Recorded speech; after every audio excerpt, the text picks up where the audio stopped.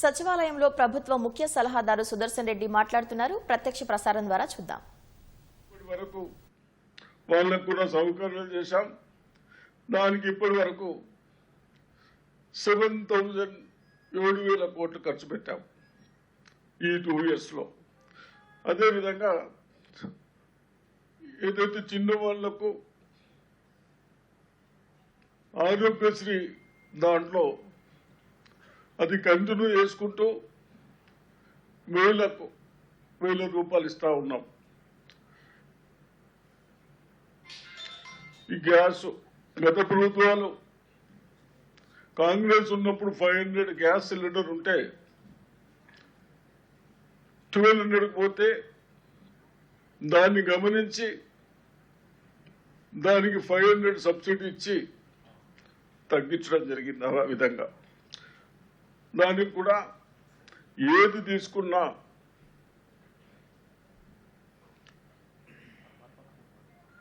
అదే కాకుండా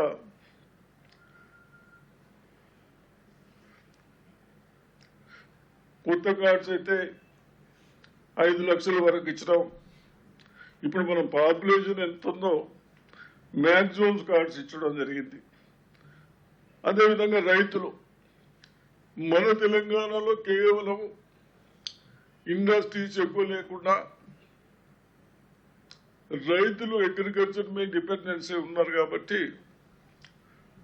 వాళ్ళకు సపోర్ట్ ప్రైజ్ ఇచ్చుకుంటూ అదేవిధంగా బోనస్ కూడా ఇచ్చడం జరిగింది.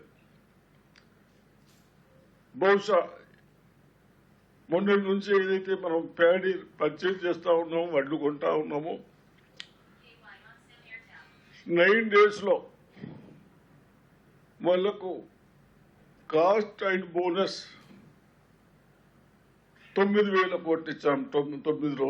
ఈ విధంగా ఒకటి సంక్షేమ పథకాలు చేస్తా ఉన్నాం.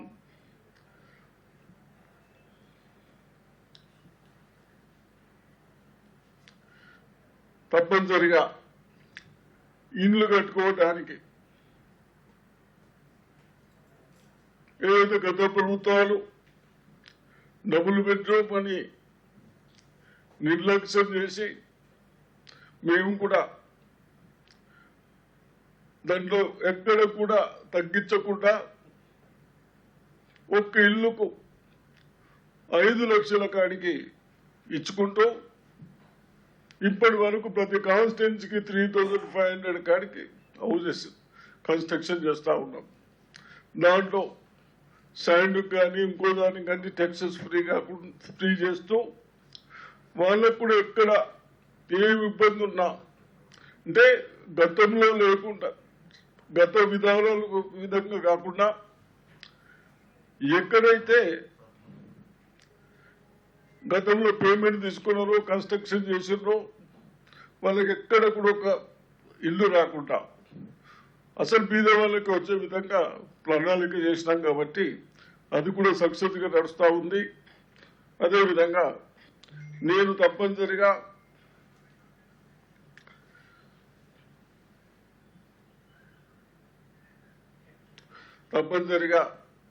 ఇవన్నిటిపైన రివ్యూ చేసి హాస్టల్స్ కానీ మిడ్ డే మీల్స్ కానీ ఏ విధంగా ఉంది,